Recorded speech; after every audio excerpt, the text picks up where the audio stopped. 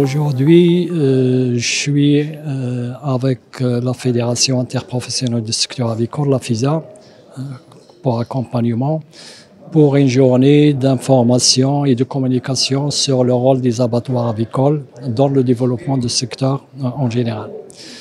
Le point peut-être le plus important à souligner, c'est qu'en termes de structure de production avicole au Maroc,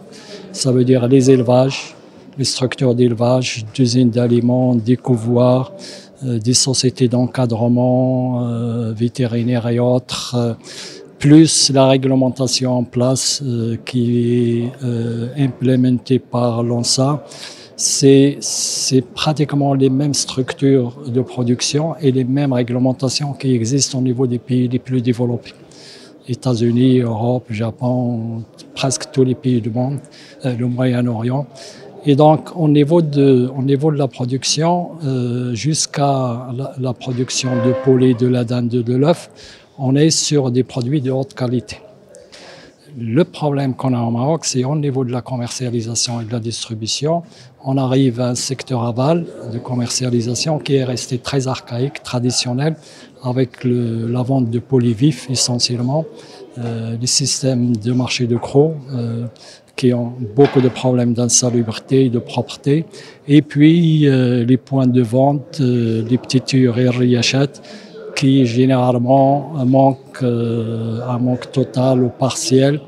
des conditions sanitaires et d'hygiène pour l'abattage de poulet. Aujourd'hui, c'est une journée d'information et de sensibilisation des acteurs et professionnels du secteur d'abattage et de la découpe et de transformation des viandes, tout le secteur d'avicole, de manière à pouvoir leur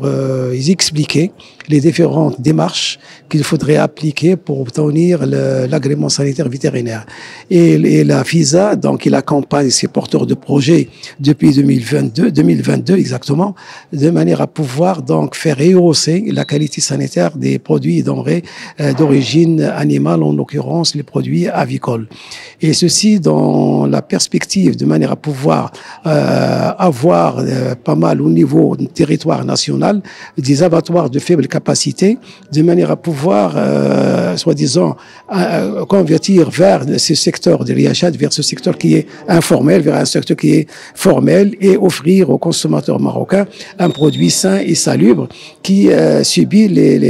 soi-disant l'inspection anti-mortem et post-mortem de la part des autorités compétentes, en l'occurrence par les médecins vétérinaires ou bien pour les agents et agents techniques de l'ONSA. Et là, nous, en tant qu'organisme, on accompagne ces porteurs de projets pour l'élaboration du dossier, soi-disant, pour obtenir cet agrément sanitaire vétérinaire. Et ensuite, dans l'élaboration de ce dossier, c'est-à-dire le programme d'autocontrôle, on suit c'est-à-dire les différentes prescriptions techniques et hygiéniques qui sont dictées par la réglementation en vigueur, en l'occurrence la loi 2807 relative à la sécurité sanitaire des aliments. Donc cette journée de sensibilisation rentre dans le cadre des efforts entrepris par la Fédération pour l'application des objectifs généraux du contrat-programme lancé par le gouvernement pour l'horizon 2020-2030. Donc elle vise généralement à l'amélioration de l'amont de la filière, surtout que